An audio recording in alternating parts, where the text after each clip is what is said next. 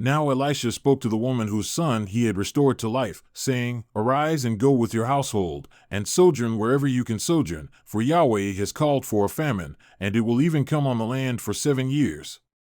So the woman arose and did according to the word of the man of God, and she went with her household and sojourned in the land of the Philistines 7 years.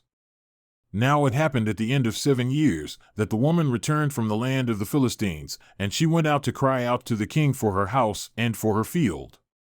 Now the king was speaking with Gehazi, the young man of the man of God, saying, Please recount to me all the great things that Elisha has done. Now it happened as he was recounting to the king how he had restored to life the one who was dead, that behold, the woman whose son he had restored to life was crying out to the king for her house and for her field. And Gehazi said, My lord, O king, this is the woman, and this is her son, whom Elisha restored to life.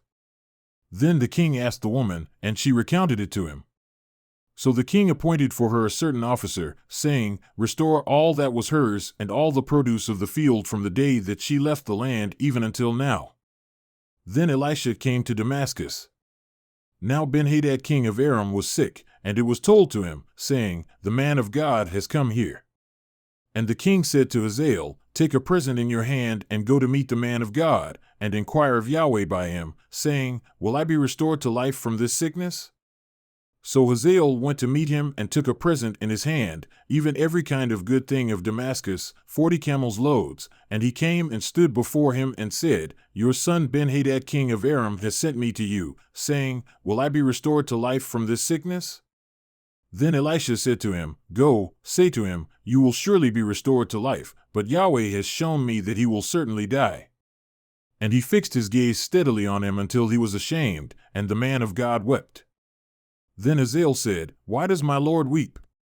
Then he said, Because I know the evil that you will do to the sons of Israel, their fortifications you will set on fire, and their young men you will kill with the sword, and their infants you will dash in pieces, and their pregnant women you will rip up. Then Hazael said, But what is your servant, who is but a dog, that he should do this great thing? And Elisha answered, Yahweh has shown me that you will be king over Aram. So he went from Elisha and came to his master.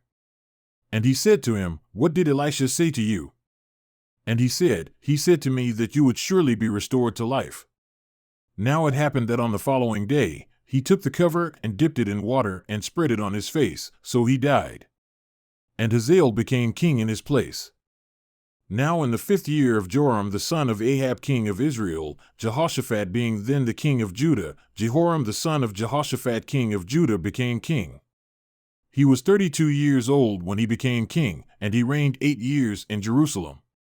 And he walked in the way of the kings of Israel, just as the house of Ahab had done, for the daughter of Ahab became his wife, and he did what was evil in the sight of Yahweh. However, Yahweh was not willing to make Judah a ruin, for the sake of David his servant, since he had promised him to give a lamp to him through his sons always. In his days, Edom revolted from under the hand of Judah and made a king over themselves. Then Joram crossed over to Zair, and all his chariots with him.